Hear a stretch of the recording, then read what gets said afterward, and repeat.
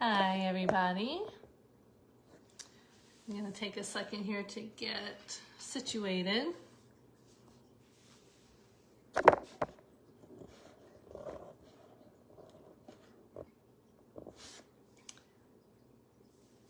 The soul of the Great Awakening continues. The Great Awakening continues. But we want to try to shift that inward to the soul. So tonight, I wanted to take a few moments to talk a little bit about, what do we mean when we refer to the new paradigm, the new earth, whatever it is, that we're conceptualizing, what does that really mean? What are some of the characteristics of that? And then I have some really heartfelt words, not my words, but from another teacher that I want to share with you regarding our divinity. So when we're talking about the new and creating the new, a new earth, a new paradigm, what we're really talking about and referring to is just a new way of being. But it's really important to understand that we're not talking about like a physical destination. What we're talking about is a shift in our consciousness, an expansion of our awareness. So it's an inner shift that's happening. It's a consciousness that's happening. It's not like a physical destination. And it's definitely not something that we're just sitting idly by, in the background, kind of waiting for it to happen. Like, when's it going to happen? When's it going to happen? I've been waiting for so long. Because if you're not participating with it, if you're not creating it from within for yourself, if you're not awakening to your inner guidance, if you're not expanding your awareness, then it's not going to happen for you at all, because it's a shift in our consciousness. And from doing that inner work and making that inner connection, then we're going to shift the outer reality of our lives. And I wanted, to talk about how, just at any stage in our life, at any stage in humanity, not just now, but, anytime, I think, that we have always looked to the outer world and at, things that are happening for us, or things that are happening to us, or things that are happening against us, and all these other people or someone or someone's, something outside of us who is like creating and doing all of these things. And in reality, what's happening, again, like with anything in life, when we individually, personally evolve and start expanding our awareness and our consciousness around anything, any situation, anything in our lives, and we start acting on that and making new choices, then that feeds into the collective. And as more and more people are tuning in to new awarenesses and expanded consciousnesses, then that collective consciousness actually is what initiates the changes in what we're seeing in the outer reality.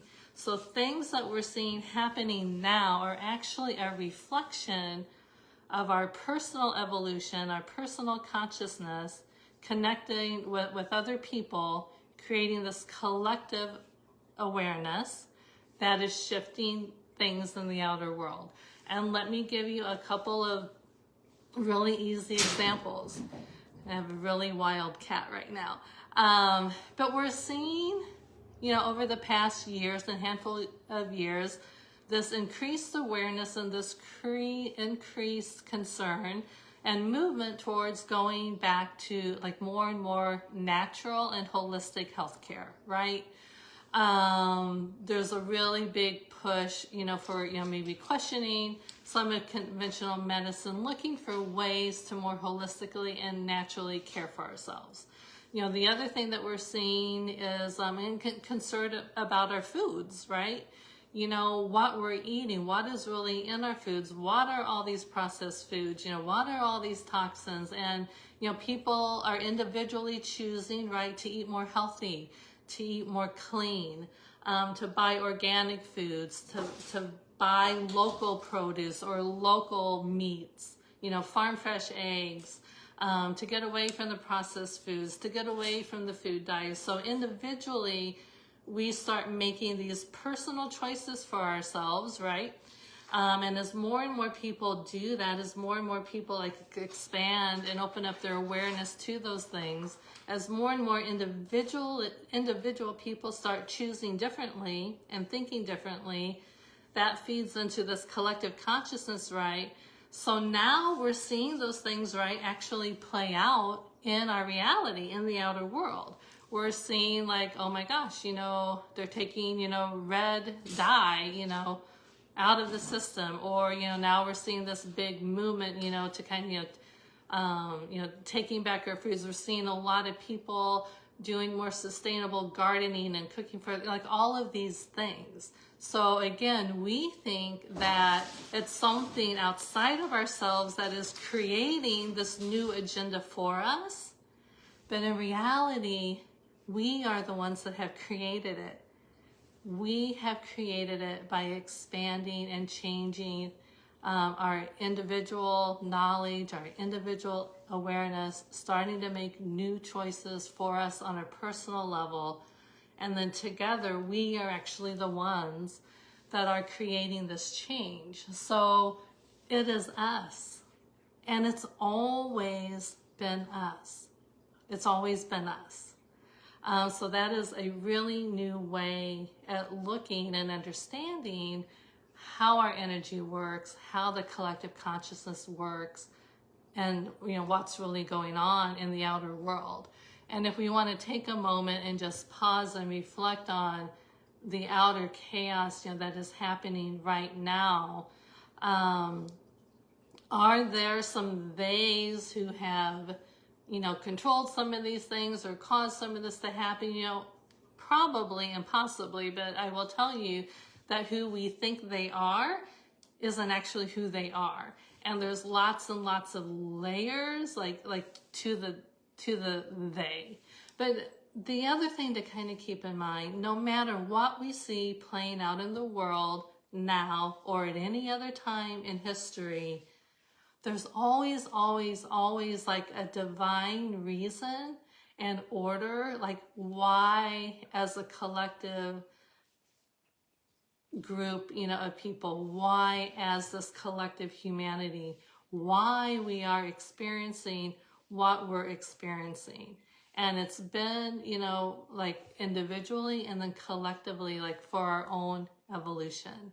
So just, kind of trust in the process as well, that there is a divine order at play as to why. If you are here on the planet at this time, which we all are, those of us who are connecting right now, if we're here now, it's for a reason and it's for a purpose.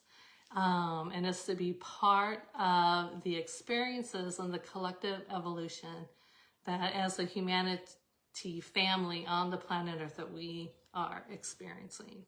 So kind of hang in there. So now,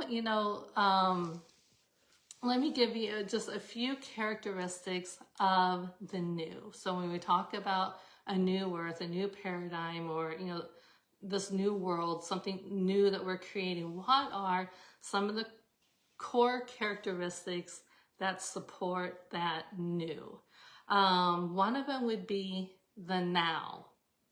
Living in the now moment, being more present in the now, in the moment. And that's actually, the now is not anything new, right? We've been hearing about the now and being present in the moment. and how that is actually how we create and manifest, things in our future or things, for ourselves. It's just being mindful and present in the now. So it's not a new concept, but it will be a very expansive concept for the new paradigm. The now will be like very present, right? It will be how we operate and how we function in this new paradigm and in this new earth, that we want to create. So the now moment will be very, very prevalent going into the new or creating the new.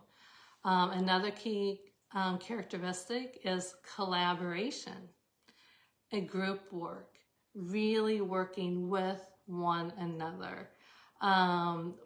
We may do that now on some levels, but I think, that we still kind of are looking for something outside of ourselves, to make a lot of things happen for us. There's going to be really intricate, deep collaboration, people collaborating to create these new systems, these new infrastructures, and these new ways of being. And by collaborating on that level, I think, each person is going to be able to come forward and bring forth like their truest gifts and their truest purpose in life. And instead of, us having to do like all of these things for ourselves, right? And that's kind of the way we live now. Like we're all like pretty self-sufficient, like in our households, but there's going to be more collaboration, more community, more group work. So collaboration is a key quality. Multidimensionality will be very prevalent. And again, that's not a new concept, because we, as who we are as a soul, like we already are like multidimensional beings. And by that, like our souls are multidimensional, right? Our souls have had lots of different experiences. So we are, multidimensional. And then the universe and the world that we live in is also like very multidimensional. We're starting to get, I think, little sneak previews of that, again, playing out on the world stage. But it's because our awareness to that has expanded, right? We're already like realizing that there's more to us, than just kind of this human kind of 3D reality. So we're waking up to our multidimensionality. We're waking up to our soul and to the other dimensions, like, within the universe. So that will be very prevalent. And then the other thing that obviously will be very prevalent is unity. Unity consciousness, harmony in unity. And I'm not going to say a whole lot more about that tonight, because next week, a very dear soul, Rachel Gundren, she's going to join me on a Facebook Live together, and we're going to have a little bit deeper conversation about unity and about unity consciousness, because it's more than what we think it is, and it's not some of what we think it is. So Rachel and I are going to explore that together next week. I think on Wednesday we're going to be on Facebook Live together. So this separation that we have experienced from our greatness, from our divinity, isn't anything new. It's actually, there's been a presence, kind of a force, again, kind of a they, but this they is very multi-layer. Like, who is this, they? It's probably not who we think they are, but there has been a presence kind of on the planet that has intentionally diverted us and distracted us from connecting with our divinity. And this has been going on, like, we're talking, not like 50 years or 100 years, but like hundreds of thousands of years, okay? So this isn't new, but there has kind of been a force and maybe a divine purpose why. But, there has been a lot of things that have happened intentionally to keep us separated from our power, from our divinity. Divinity is defined as the ability to transcend perceived limits And if we think about that, like we have all like come into this life under so many perceived limits, you know, maybe from past soul experiences that we've, you know, just brought in, you know, to our own bodies, but, you know, maybe through our family, through our communities, through our societies, you know, through all the strong programming in the outer world, right? There's a lot of things that we've perceived a lot of limits and we've taken those upon ourselves. But we are not what we have been told, and we are far more than we've ever been led to believe. That's why this separation from our divinity intentionally has been diverted for hundreds of thousands of years, because whoever they are, they know how powerful we are when we are in that connection and alignment with our divinity. It is we're the ones who've forgotten, you know, because again, we've been intentionally kind of diverted from making that connection. But I was listening earlier, I think just this week, to one of my favorite kind of authors, speakers, and public figures. His name is Greg Braden. Some of you may be familiar with him and familiar with his work, but I really love Greg Braden. He comes from a very grounded place, and he has an amazing way of connecting like our spirituality and science, and, you know, integrating it and understanding it. And I haven't listened to him real recently, but I was catching up and plugging into, you know, some of his recent like YouTube videos and some of what he's like currently teaching. And he was talking about just this. He was talking about what I've been talking about and writing about and learning for myself like these past probably 3 to 5 years about, you know, how this awakening is really about awakening to the remembrance of who we are as soul, who we are as divine sovereign beings. And he was talking about that very thing and connecting a lot of dots, you know, with the way our bodies, you know, the scientific makeup, and I mean, all of it. It was really great. But he shared some words that literally like almost brought me to tears, because these words resonated so deeply. And I love the way that he framed it, because, you know, every time that we have an understanding, you know, that's shared by other people who have the same understanding, right? Sometimes when you hear someone else frame it like a little bit differently, or they use certain words, it's like, you know, it's kind of like a little fresh perspective. But what he said was, what is it within you that is so incredibly precious? I'm getting goosebumps. So incredibly valuable that literally they will stop at nothing. There is nothing that they won't do to separate you from it. Let me say that again.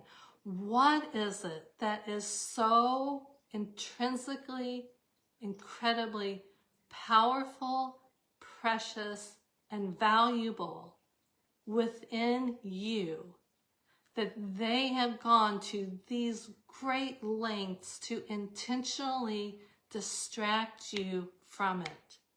I mean, literally, we have nations at war against nations, economic systems that will collapse, pandemics that have been unleashed, climates that have been engineered.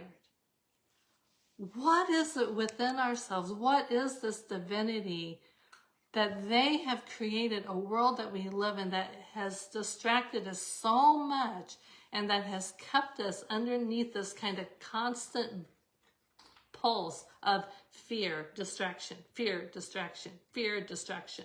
Look what's going on over here. Look what's going on up here. Oh my God, there's a war. Oh my God, there's a pandemic. What is so precious within each and every one of us? What is that divine connection that literally nothing has been unfathomed to keep us from connecting with that?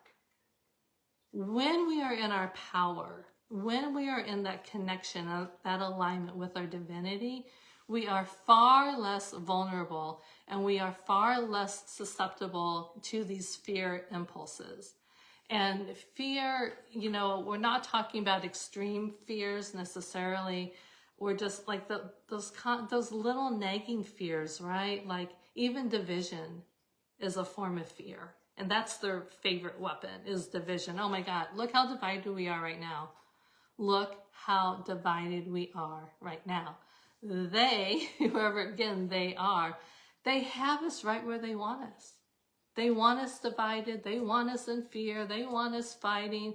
They want us worried about what's going on over here and what's going on over there. And it's all to distract us from making that interconnection to our divinity and actually living as a divine, sovereign, and free being. You know, I've actually been saying over the last kind of, you know, several days now, every once in a while I have like just different affirmations, you know, that I say out loud or I say to myself. And something that I've been saying a lot lately is that I ignite my divinity into every cell of my body. And just claiming that and reinforcing that, because we are that powerful. Okay, the only thing that's separating us from our divinity is ourselves. Now, granted, under heavily influence and intention, right, to have us in these fear modes, but it's time now. Okay, it's time.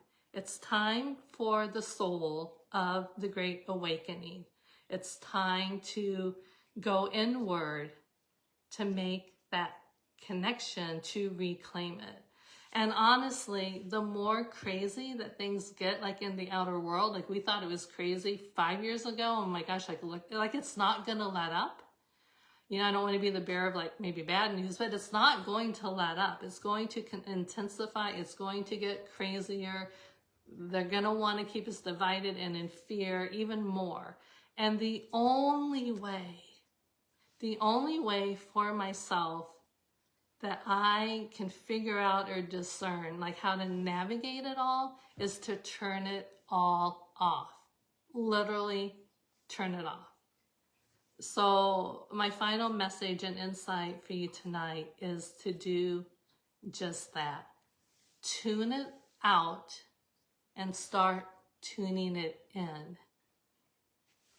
That is where our power lies. We already are divine, sovereign, and free.